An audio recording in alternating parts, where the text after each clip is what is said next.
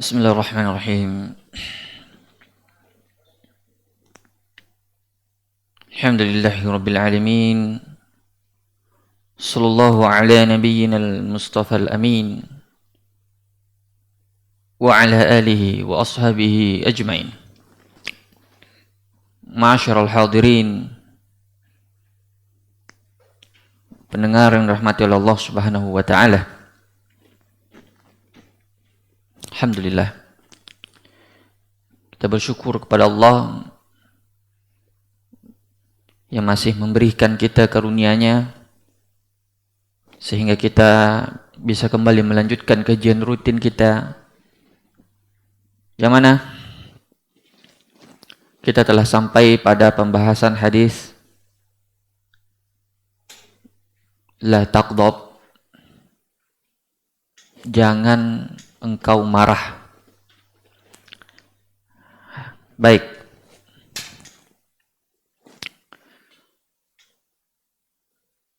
kita langsung saja masuk pada hadisnya. An Abi Hurairah radhiyallahu anhu qala, ya, an Abi Hurairah radhiyallahu taala anhu anna rajulan qala lin Nabi sallallahu alaihi wasallam awsini, qala la taghdab, faraddada mirara, qala la taghdab, rawahul Bukhari.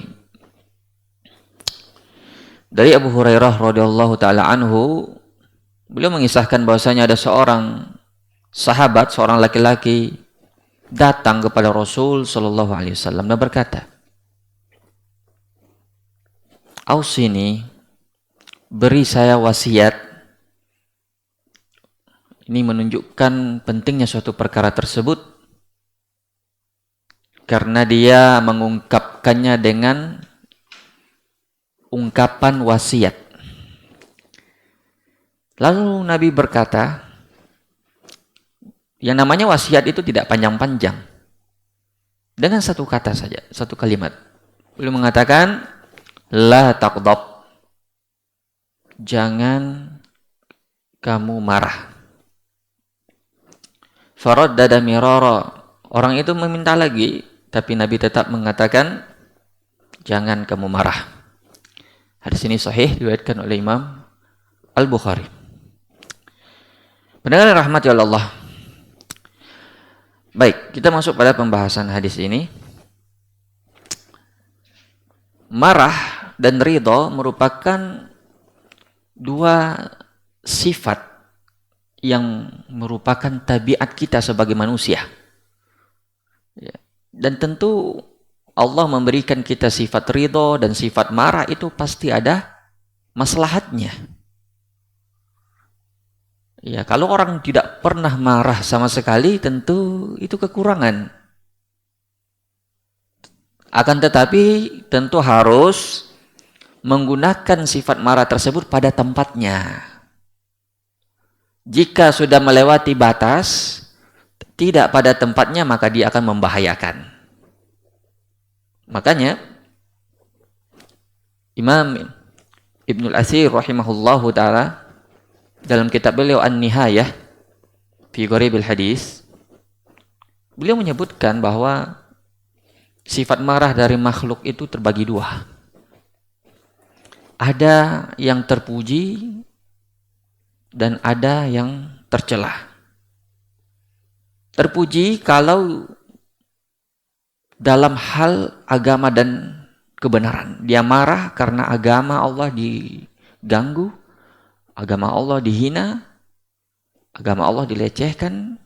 Dia marah karena ada kebenaran yang tidak ditegakkan. Itu kebenaran yang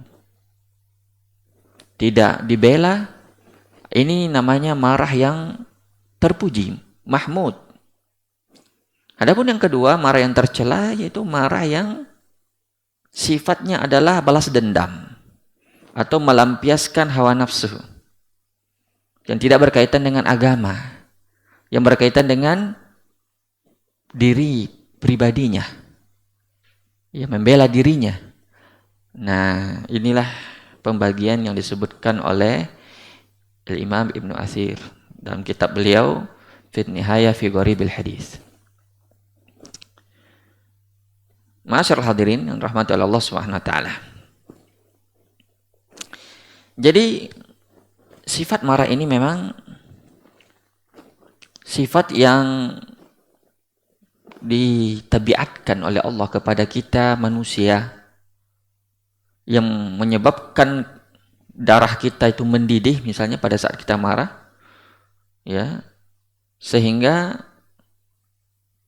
menyebabkan kita ingin membalas, melampiaskan terhadap orang yang kita marahi. Jadi siapa di antara kita yang tidak pernah marah? Berarti semua kita pernah marah. Hanya saja orang mukmin yang memiliki akal, dia bisa mengkondisikan marahnya. Dia bisa mengontrol marahnya, tidak melampiaskannya. Adapun al-ahmaq, al-jahil, orang-orang bodoh yang kurang akalnya, maka dia akan melampiaskan kemarahan tersebut, yang kemudian akan mengakibatkan banyak bahaya dan kerusakan, seperti pembunuhan, seperti melukai orang, seperti berkata-kata kotor, berkata-kata yang tidak baik, atau memutuskan tali silaturahim. Maka marah seperti ini menyebabkan orang tersebut ke jurang kebinasaan, ya, karena dia tidak menggunakan marahnya tersebut pada tempatnya. Ya. Jadi ada beberapa masalah dan faedah yang bisa kita ambil dan petik dari hadis yang singkat ini namun sangat padat. Ya, ini termasuk Jawami'ul Kalim Nabi SAW.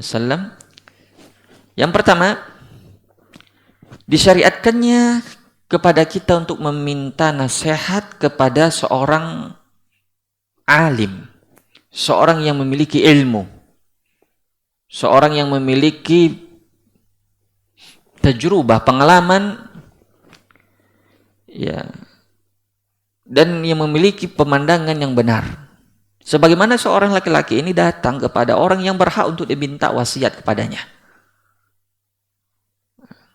Itu yang pertama, pelajaran yang bisa kita ambil dari hadis ini.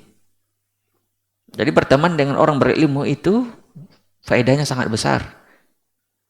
Ya, minta pendapat mereka sehingga mereka menimbangnya dengan ilmu, sehingga kita diberi wasiat, diberi solusi dengan ilmu yang mereka miliki atau pengalaman yang mereka miliki. Yang kedua, masalah yang berkaitan dengan hadis ini adalah bahwasanya hadis ini adalah dalil tentang kaidah yang berkaitan dengan masalah akhlak. Apa itu kaidahnya? Al-ghadabu jima'u kulli syarr. Bahwasanya sifat marah itu adalah sumber segala keburukan. Al-ghadabu jima'u kulli syarr. Sifat marah merupakan sumber dari segala keburukan. Bukankah kita lihat orang dibunuh disebabkan awalnya dari sifat marah yang dimiliki oleh pembunuhnya? Jatuhnya cerai seorang suami kepada istrinya berawal dari marah.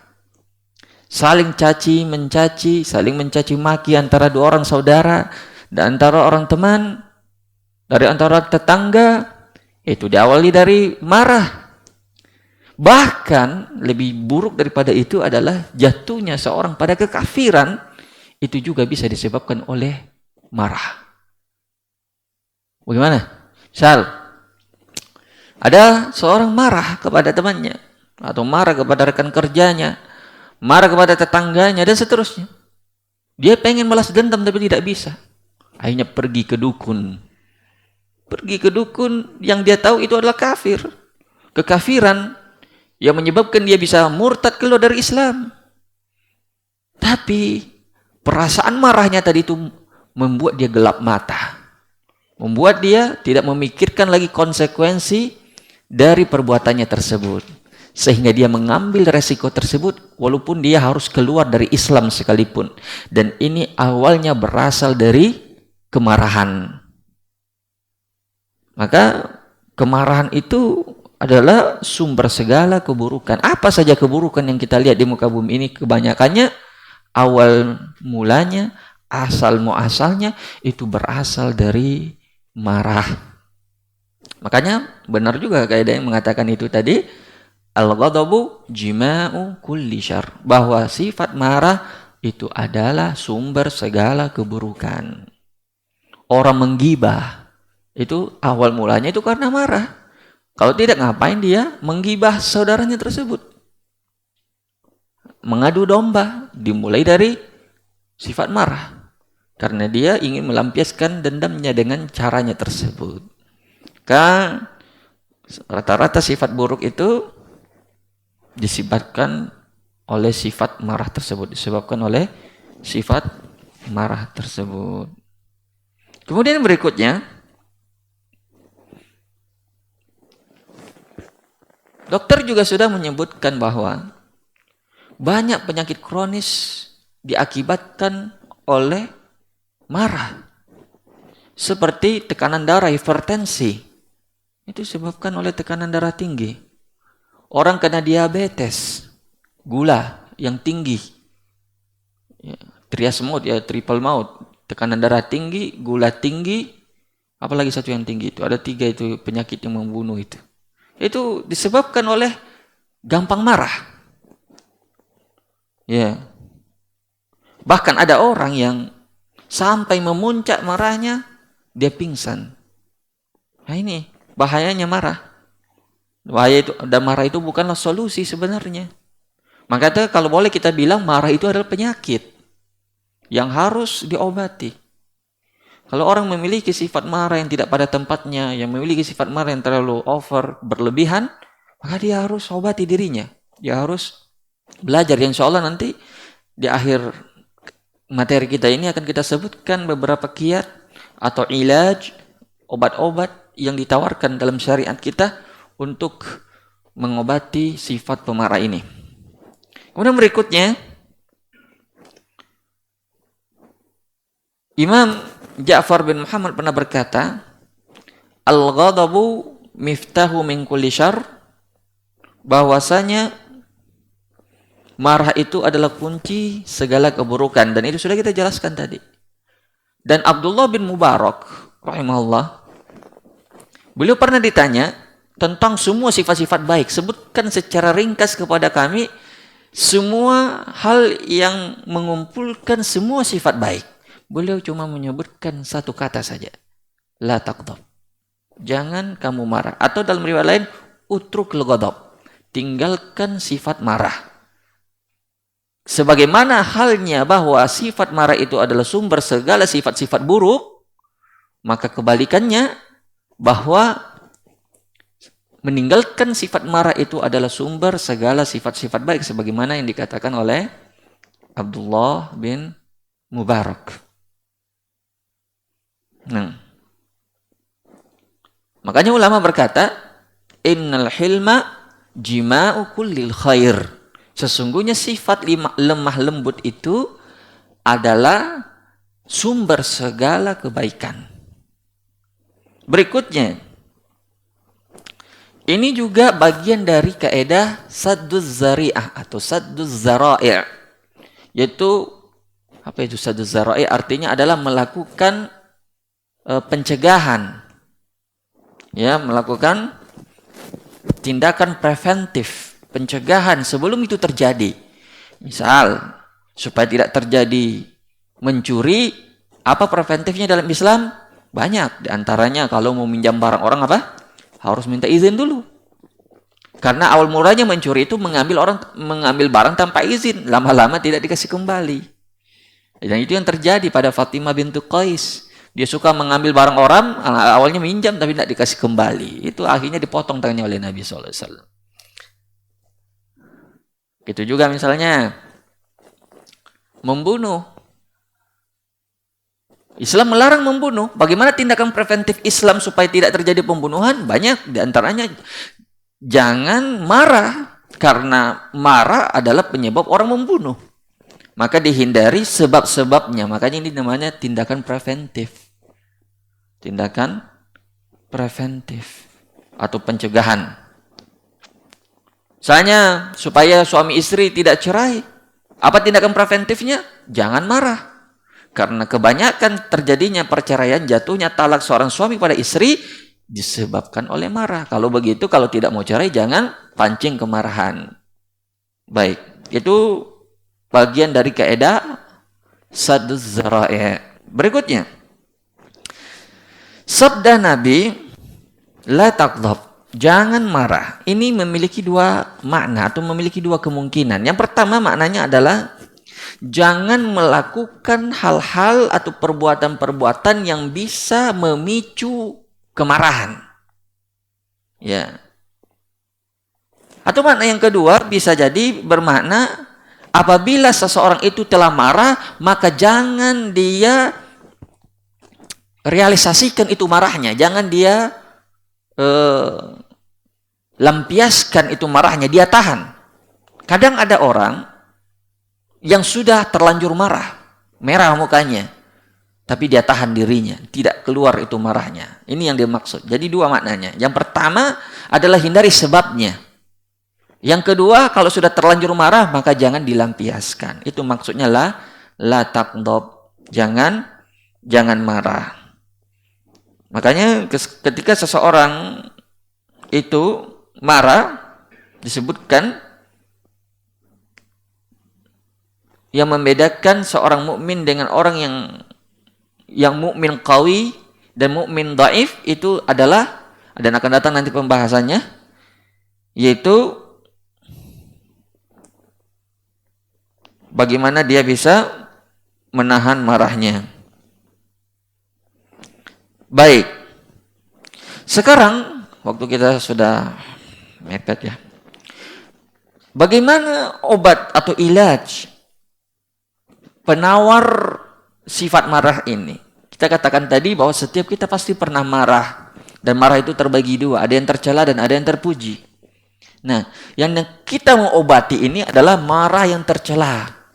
Sedikit-sedikit emosi. Sedikit-sedikit marah. Bukan pada tempatnya. Bagaimana cara mengobatinya? Yang pertama, disebutkan oleh para ulama ada beberapa obat atau penawar seseorang jika dia marah. Yang pertama adalah ta'awudz, yaitu mengucapkan a'udzubillahi minasyaitonirrajim, itu meminta perlindungan kepada Allah dari godaan syaitan yang terkutuk. Ini berdasarkan hadis. Pertama berdasarkan firman Allah, wa imma yanzaghannaka minasyaitani nazghun fasta'iz billah innahu sami'un alim. Apabila kamu digoda oleh setan, maka segeralah berlindung kepada Allah, dan Allah Maha mendengar lagi Maha mengetahui. Begitu juga hadis. Hadis ini agak panjang, disebutkan dalam Sahih Bukhari dari sahabat Sulaiman bin Surad. Beliau mengatakan, kuntu jalisan ma'an Nabi sallallahu alaihi wasallam wa rajulani tatuman yatasabban, yakni saling mencela, kalimat sab. Jadi pernah saya duduk di majelisnya Nabi, kemudian ada di sisi beliau dua orang yang saling mencaci maki, berkelahi ya, perang mulut. Fa ahaduhuma ahmar wajh, salah seorang di antara keduanya merah wajahnya. Wan tahafat au zajuhu faqala an-nabi sallallahu alaihi wasallam inni la a'lam kalimah law qalaha dhahaba anhu ma yajid. Sampai mukanya tegang, begitu juga urat lehernya tegang. Itu saking menggambarkan bagaimana mereka perang mulutnya sampai pada puncaknya. Lalu Nabi berkata, sungguhnya aku mengetahui suatu kalimat yang apabila dia membacanya tentu akan hilang rasa marahnya ketika dia membaca apa? Inni la a'lam kalimah law qalaha dhahaba anhu ma yajid law qala a'udzu billahi minasyaitonir rajim dhahaba anhu ma yajid. Apabila dia mengucapkan auzubillahi minasyaitonirrajim, maka dia akan hilang darinya rasa marahnya tersebut. Juga dari hadis yang lain, yaitu hadis Abu Hurairah, idza ghadiba ar-rajul faqala auzubillah sakana ghadabuhu. Apabila seorang itu marah lalu dia membaca auzubillah, maka akan reda itu marahnya. Nah, itu yang pertama, obat yang pertama. Mengucapkan ta'awuz. Yang kedua yaitu berganti posisi pada saat marah. Kenapa? Karena ketika orang marah itu posisi darahnya itu fokus mendidih pada otaknya atau pada hatinya, sehingga ketika dia berubah posisinya, dia bergerak, itu tersebar itu darahnya ke bagian-bagian tubuhnya, sehingga meringankan itu tekanan dari dalam tubuhnya, tekanan darahnya tersebut. Itu secara penjelasan ilmu dunianya. Adapun berdasarkan syar'inya, Nabi SAW memang mengatakan idza ghadiba ahadukum wa huwa qa'im falyajlis. Apabila salah seorang di antara kalian itu marah dalam keadaan berdiri, maka hendaklah dia duduk. Fa in zahaba anhul ghadab wa illa fasyattaji'. Apabila marahnya sudah hilang maka cukup, tapi kalau tidak hilang juga maka hendaknya dia berbaring. Merubah posisi. Hadis ini diriwayatkan oleh Imam Abu Daud. Berikutnya adalah obat yang ketiga, yaitu diam. Ini yang paling susah dilakukan ini. Ketika orang marah itu susah untuk menahan diri. Ini obat yang paling sulit saya kira ini. Diam di saat dia marah.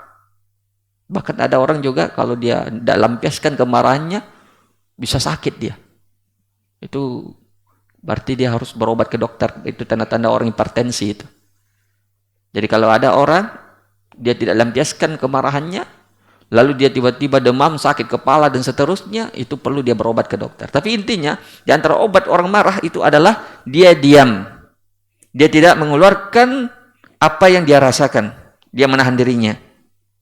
Ini berdasarkan hadis Nabi SAW, wa idza ghadiba ahadukum falyaskut. Apabila salah seorang di antara kalian marah, maka hendaknya dia diam. Ini obat yang paling mujarab ketika seorang marah, dan itu obat yang paling mujarab ketika seseorang menghindarkan diri dari khawarim muru'ah. Karena orang jahil, orang-orang yang kurang akalnya itu orang-orang awam pada umumnya, yang membedakannya dengan orang ahli ilmu di situ. Orang ahli ilmu kalaupun dia marah, dia bisa mengontrol dirinya sehingga orang melihatnya saja langsung paham. Makanya disebutkan dalam pepatah Arab, al-labib yufham bil isyarah. Orang yang berakal cukup dengan memberi isyarat mereka paham. Beda dengan orang yang tidak berakal, bermeledak-ledak bicaranya, marahnya, belum tentu orang paham. Karena orang sudah jatuh muruahnya, jatuh wibawanya. Makanya ini membedakan.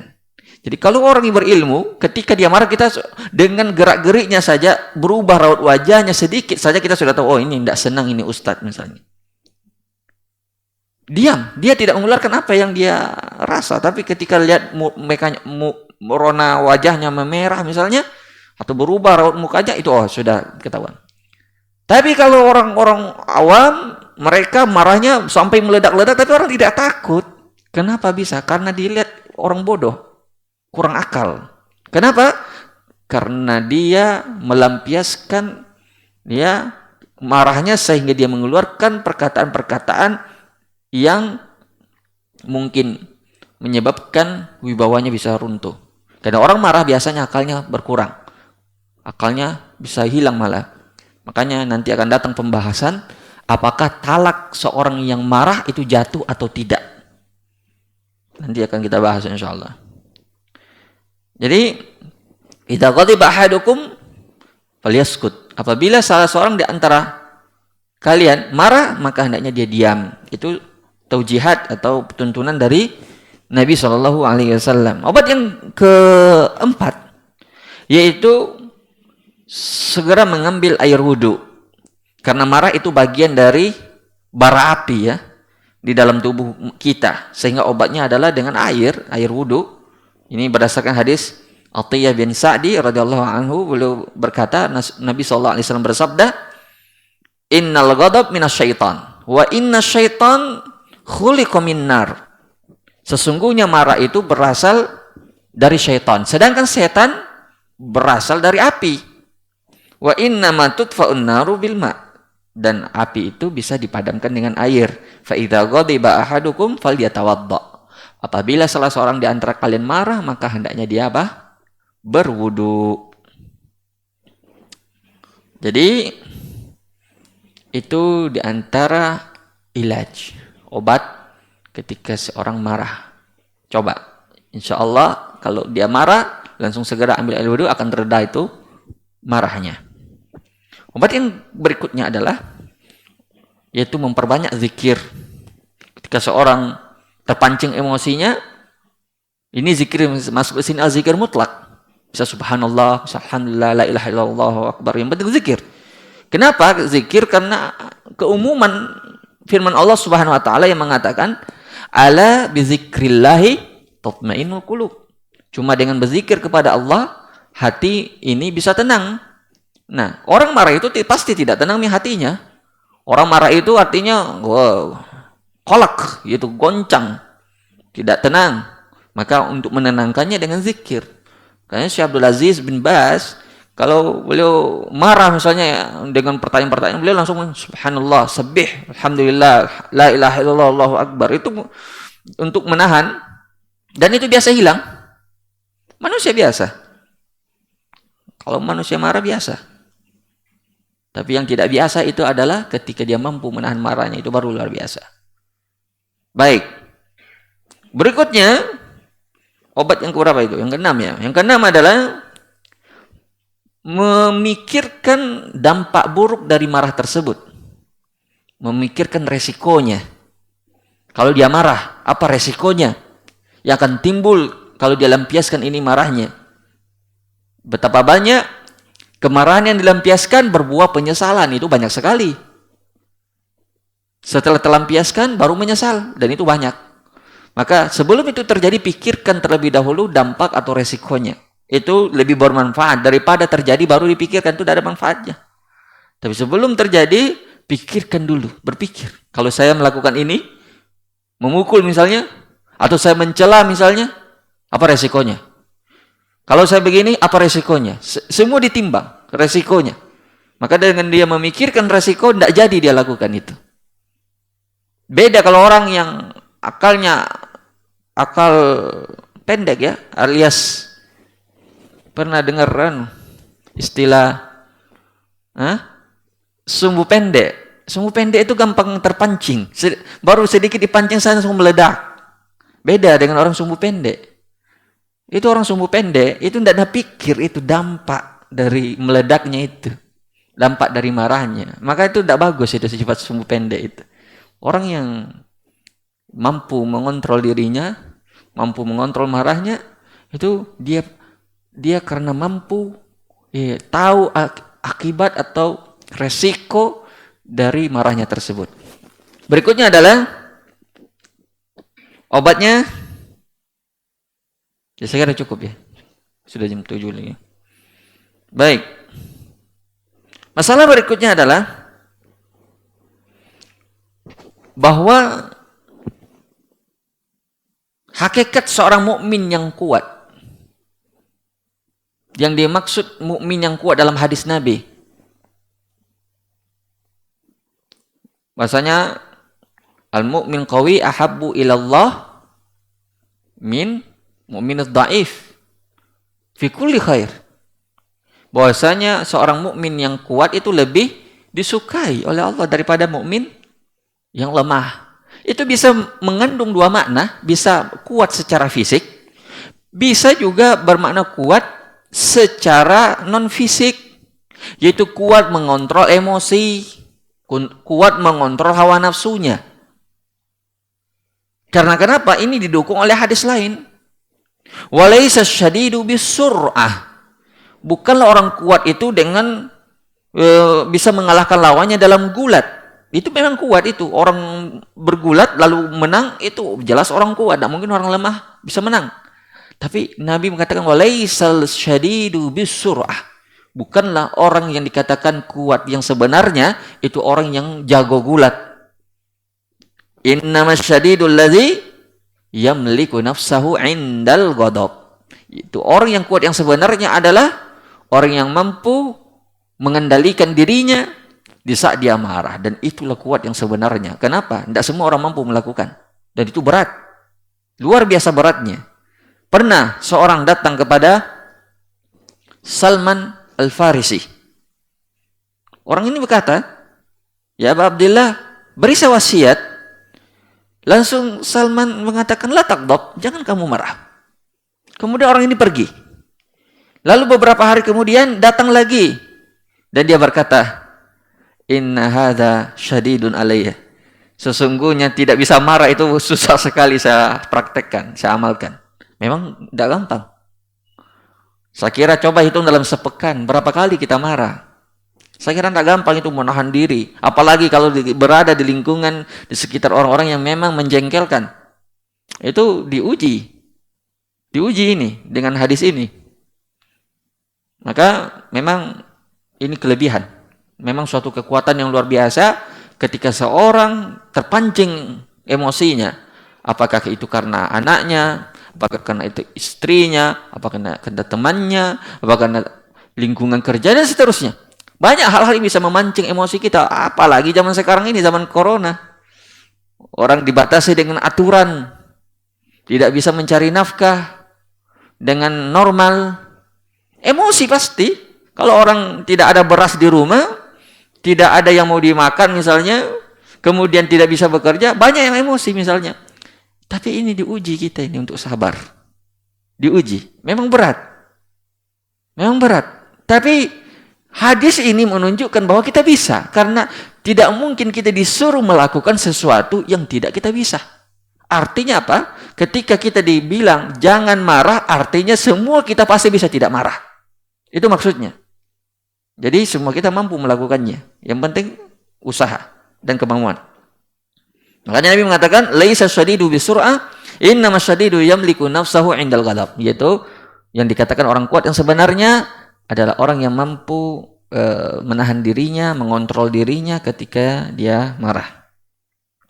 Makanya Imam An-Nawawi, bukan Imam Nawawi ya, Imam Al-Munawi. Beliau berkata, makna hadis ini adalah orang yang kuat yang sebenarnya adalah orang yang mampu menahan emosinya ketika marah sedang bergejolak. Dan dia mampu menundukkan nafsunya ketika dia marah. Makanya Rasulullah dalam hadis ini membawakan makna kekuatan lahir kepada kekuatan batin.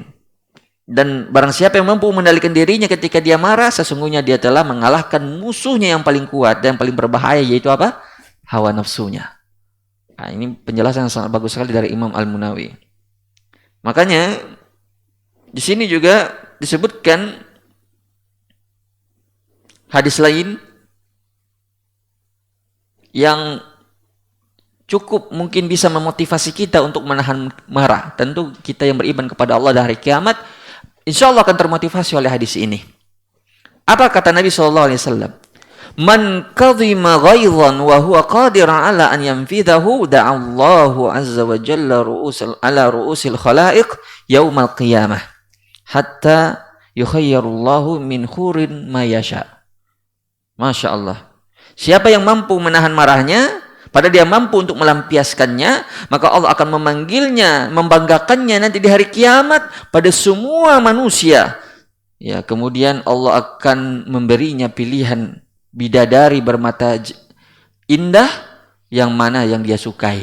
Subhanallah. Ini motivasi yang luar biasa. Kita dibanggakan oleh Allah di hadapan seluruh makhluknya. Ini hambaku yang mampu menahan marahnya.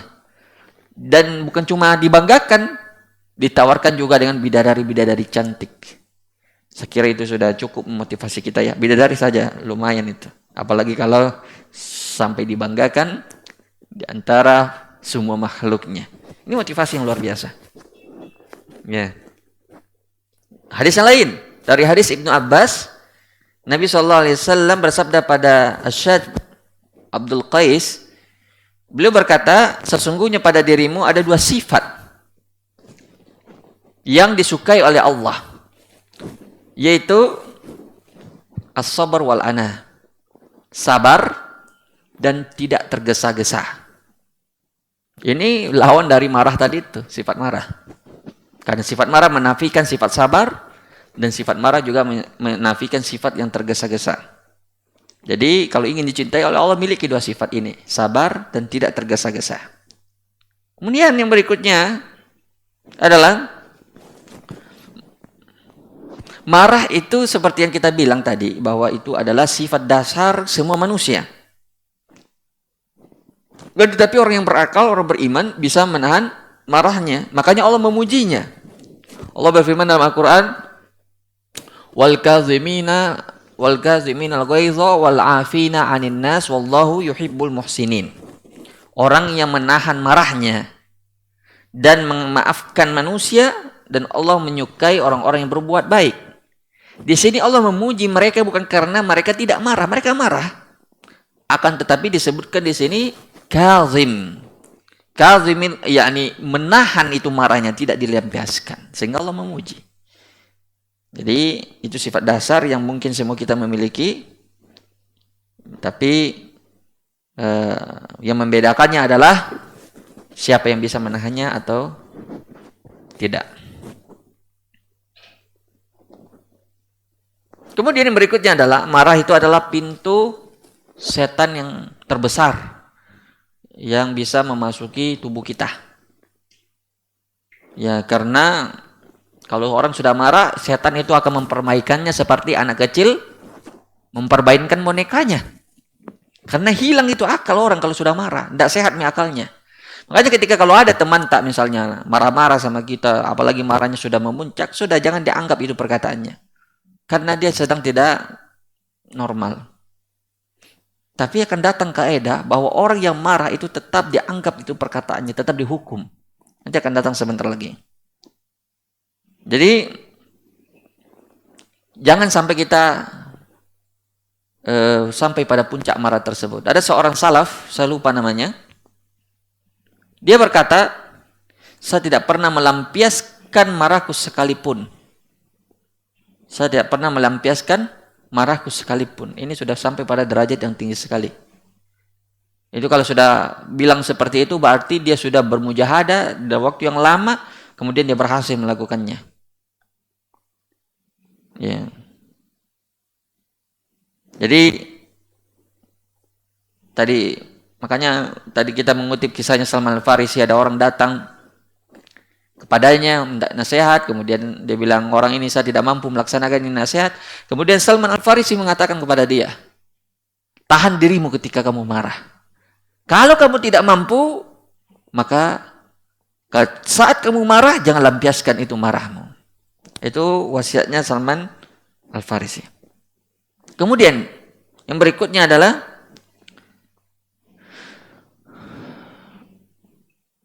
marah yang dilarang. Dalam syariat Islam adalah marah yang berkaitan dengan dendam pribadi, melampiaskan amarah pribadi, ya. Adapun kalau marah yang sifatnya membela kebenaran seperti yang kita bilang tadi, atau membela agama Allah, maka itu dipuji, bahkan mendapatkan pahala bagi orang yang melakukannya. Misalnya ada orang yang mengejek syariat Islam, dia ejek misalnya jenggot, kamu seperti kambing. Boleh tidak dia marah itu? Jawabannya boleh. Jangan senyum-senyum. Ada orang dihina Allah, dihina Rasulnya, dia senyum-senyum, berarti dia keledai. Makanya saya lupa perkataan Imam Syafi'i atau selainnya. Ketika orang diminta manis taqdaba wa lam yaqdab fahuwa himar. Siapa yang diminta untuk marah, namun dia tidak marah, maka dia keledai. Ada saatnya orang marah memang. Itu perkataan Imam Syafi'i. Seingat saya itu perkataan Imam Syafi'i. Beliau mengatakan, man istaqdha wa lam yaqdha fa huwa himar. Siapa yang mengharuskan untuk marah, lalu dia tidak marah, berarti dia seperti keledai, tidak ada otaknya. Keledai itu gambaran binatang yang ahmak, bodoh, tidak ada otaknya. Dia dihina agamanya, dia senyum. Itu bukan senyum pada tempatnya. Mestinya dia marah. Karena bukan berkaitan dengan pribadinya, tapi agama. Maka Nabi SAW, beliau disebutkan oleh Aisyah, Wa man taqama Rasul sallallahu alaihi wasallam li nafsihi fi syai'in qat. Nabi tidak pernah balas dendam, marah berkaitan dengan pribadinya. Akan tetapi illa antahika hurmatullah, kecuali jika ada syariat Allah yang dilanggar, itu baru beliau marah. Tapi kalau pribadinya beliau memaafkan. Dan kalau kita hitung berapa gangguan yang dialami oleh Rasulullah dan beliau memaafkan, banyak sekali.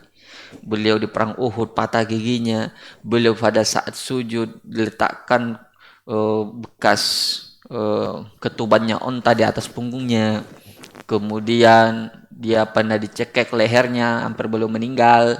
Banyak sekali kalau mau kita hitung-hitung, dan beliau memaafkan.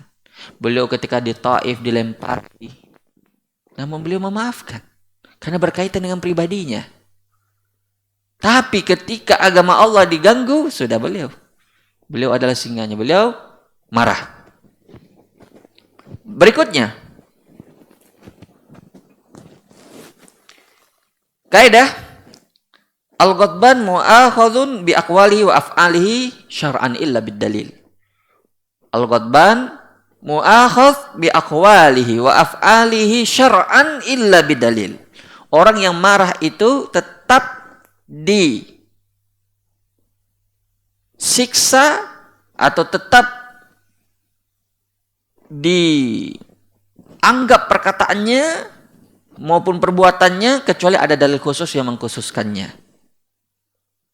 Misal kalau ada orang dalam keadaan marah, marahnya ini membuat dia mencela Allah, mencela Rasul, mencela Al-Quran, dia marah ini, maka dia murtad. Dia tetap, walaupun marah bukan alasan, tetap jadi dihukum karena perkataan perbuatan tersebut. Hanya saja ulama mengecualikan terhadap orang yang marah lalu dia menceraikan istrinya. Ini yang kita bilang tadi. Apa hukumnya? Seorang suami marah besar pada istrinya, lalu dia bilang, kamu saya ceraikan. Jatuh apa tidak talaknya itu? Ada dua pendapat. Pendapat pertama mengatakan jatuh. Pendapat yang kedua mengatakan tidak jatuh. Yang mengatakan jatuh ya berdasarkan ini, bahwa orang marah tetap dianggap perkataannya, tidak ada alasan. Tapi pendapat kedua mengatakan tidak, ini pengecualian. Karena ada hadis yang mengatakan, kalau tidak ada hadis yang mengatakan, maka kami akan mengatakan sama dengan pendapat yang pertama. Jadi pendapat yang wallahu alam yang lebih kuatnya adalah, kalau ada orang marah besar sampai dia memuncak itu marahnya, maka talaknya tidak jatuh. Wallahu alam. Ini bisa diteliti lagi, karena ada memang perbedaan pendapat di kalangan ulama. Karena ada hadisnya yang mengatakan bahwa la talaqa wa la itaqa fil iglaq. Tidak ada atau tidak jatuh talak atau i'taq. I'taq itu memerdekakan budak. Fil iglaq, yaitu pada saat akalnya tertutup. Dan akalnya tertutup yang dimaksud itu adalah dalam keadaan marah yang memuncak. Kenapa marah-marah sedikit, ya biasa orang kalau menceraikan istrinya pasti dia marah lah, itu biasa. Tapi yang dimaksud di sini iglaq di sini betul-betul memuncak marahnya. Sampai dia kadang-kadang ada orang marah itu tidak tahu apa yang dia ucapkan. Nah, yang ini yang dimaksud. Baik. Sekian itu pembahasan kita karena sudah 7.15 ya. Wallahu taala a'lam. Jam berapa azan? 3 menit lagi. Alhamdulillah kita sudah selesai pembahasan ini, sisa 3 menit. Azan, mudah-mudahan bermanfaat. Karena ini kajian online, tidak ada pertanyaan, tidak ada hadiah, tidak ada parfum, tidak ada macam-macam. Alhamdulillah kita cukupkan dulu sampai di sini. Mudah-mudahan kita bisa mengamalkannya dalam kehidupan kita. Dan ilmu itu dikatakan ilmu yang bermanfaat kalau menghasilkan amalan. Wallahu ta'ala a'lam. Subhanallahi wa bihamdihi, asyhadu an la ilaha illa anta, astaghfiruka wa atubu ilaik. Assalamualaikum warahmatullahi wabarakatuh.